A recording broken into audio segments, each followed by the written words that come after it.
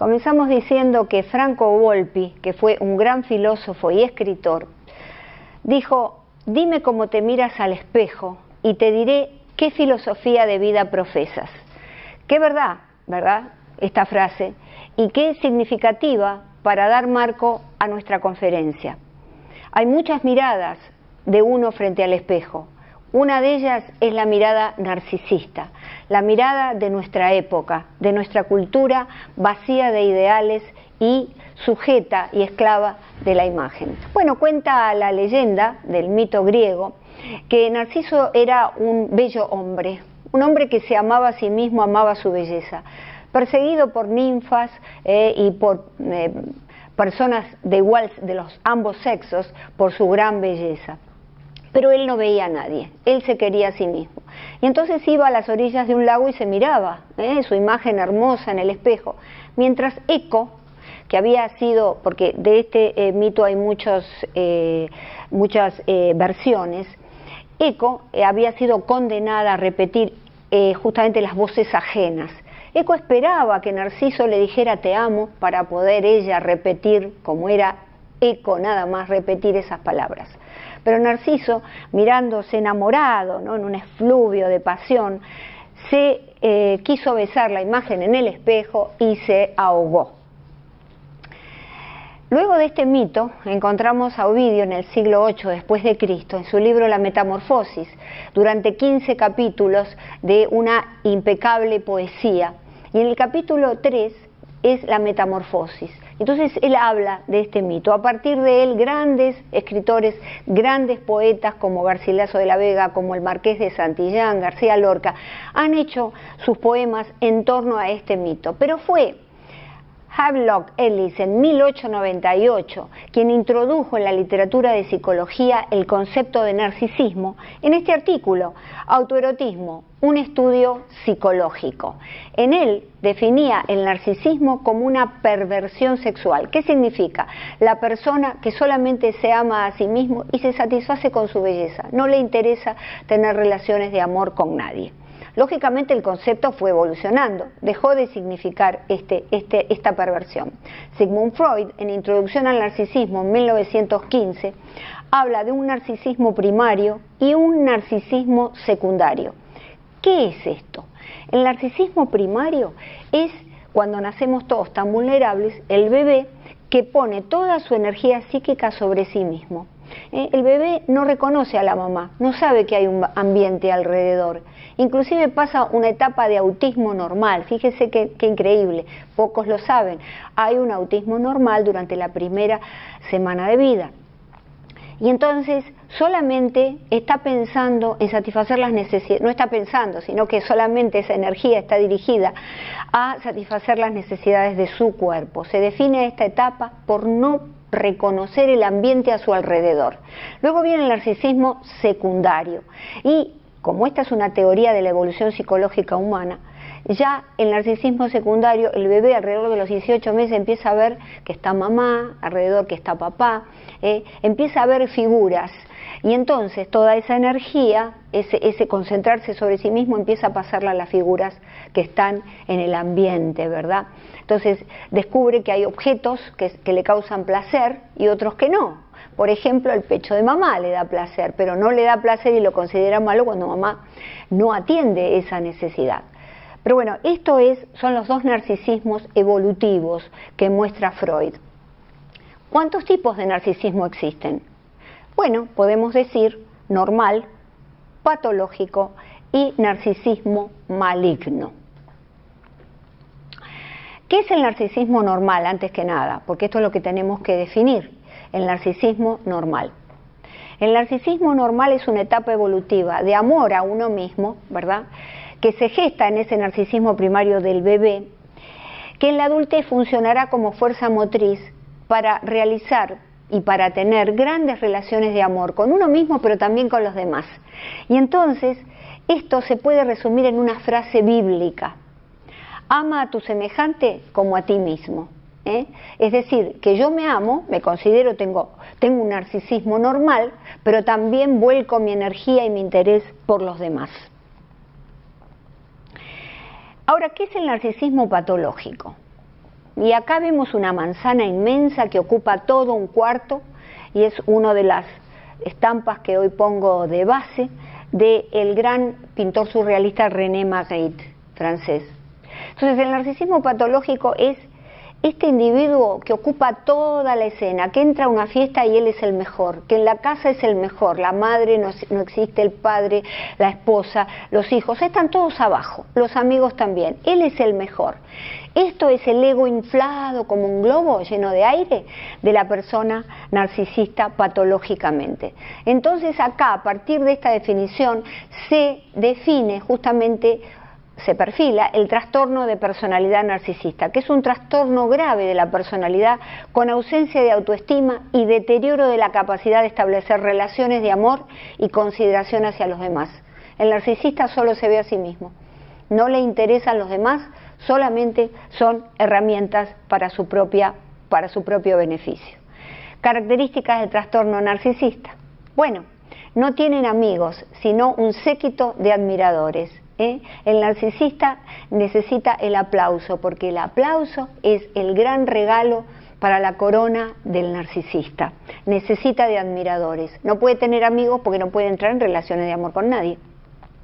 Carecen de autoestima y empatía. Aquí me dirán, ¿pero cómo carece de autoestima? Si él es el mejor y se siente el mejor. Claro, porque esta de sentirse el mejor representa una defensa en contra de un gran vacío interno, en contra de esta búsqueda de sí mismo que nunca pudo lograr, y después vamos a ver por qué. Empatía, porque lógicamente no se pone en los zapatos de nadie, le interesa muy poco lo que la gente hace.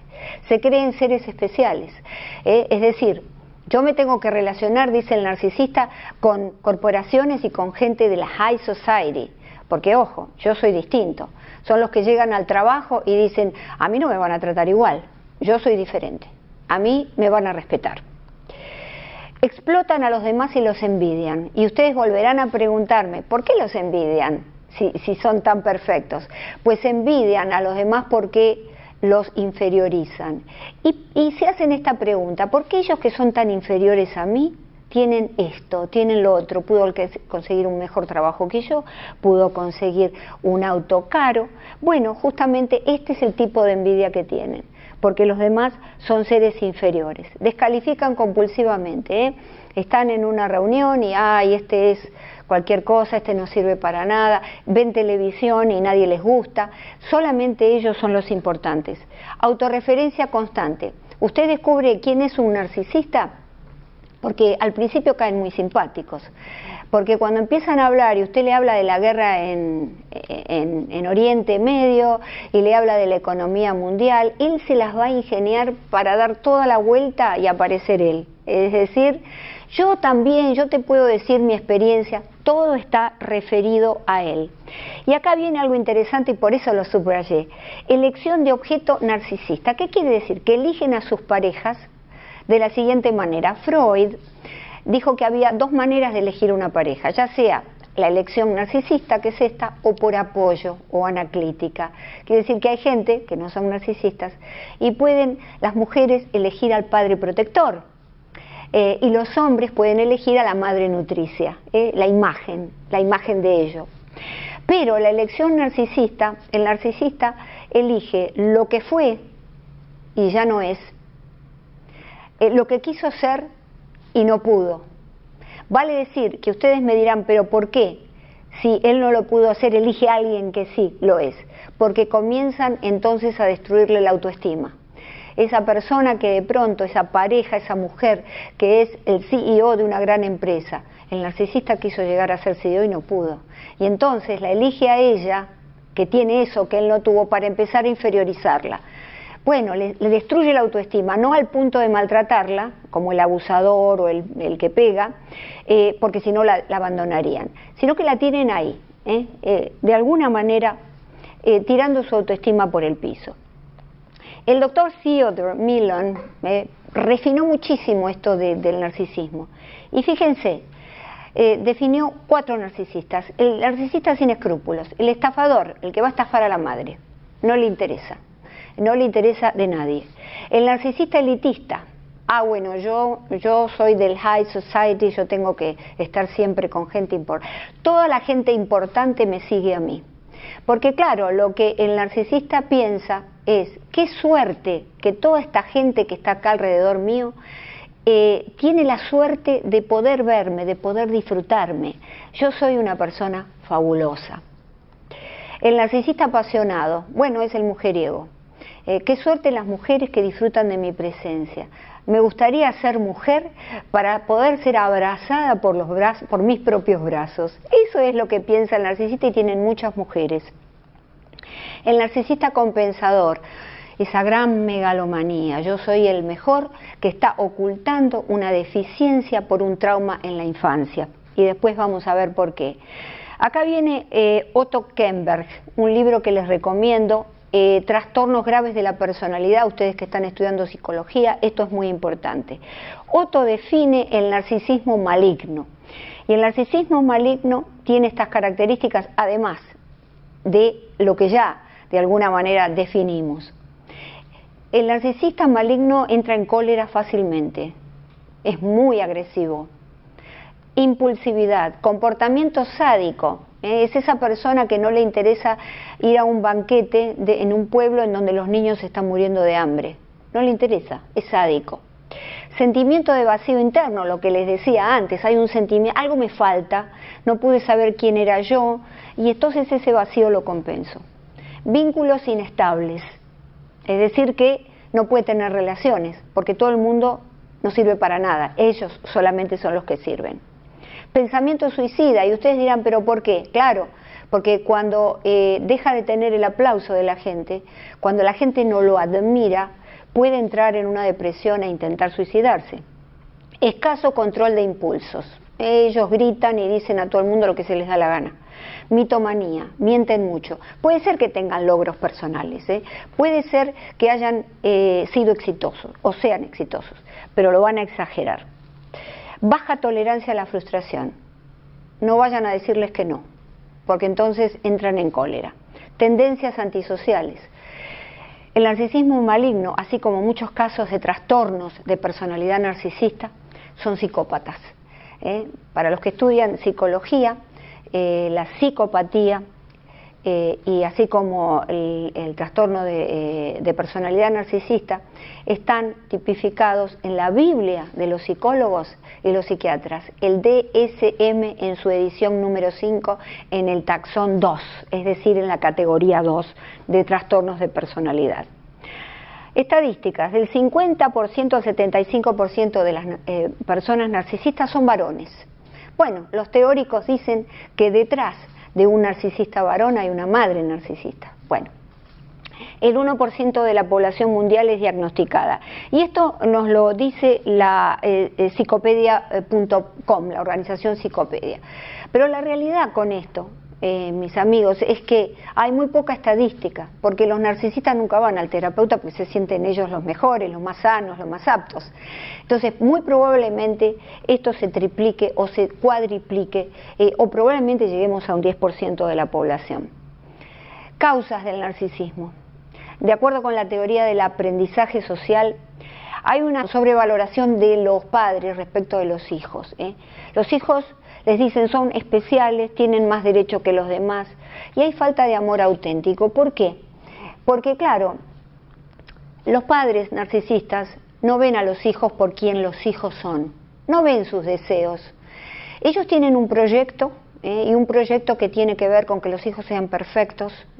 Son esas familias de hijos perfectos que grandes universidades que nunca fallan y que además no muestran sus fallas en público. Y entonces el mensaje del padre narcisista es: yo tengo una fantasía que me favorece a mí. Ojo, hijo, cumple toda esta fantasía y lo que yo te digo, porque si no, no te voy a querer más. Ese es el mensaje inconsciente, porque el narcisista como padre ofrece amor condicionado.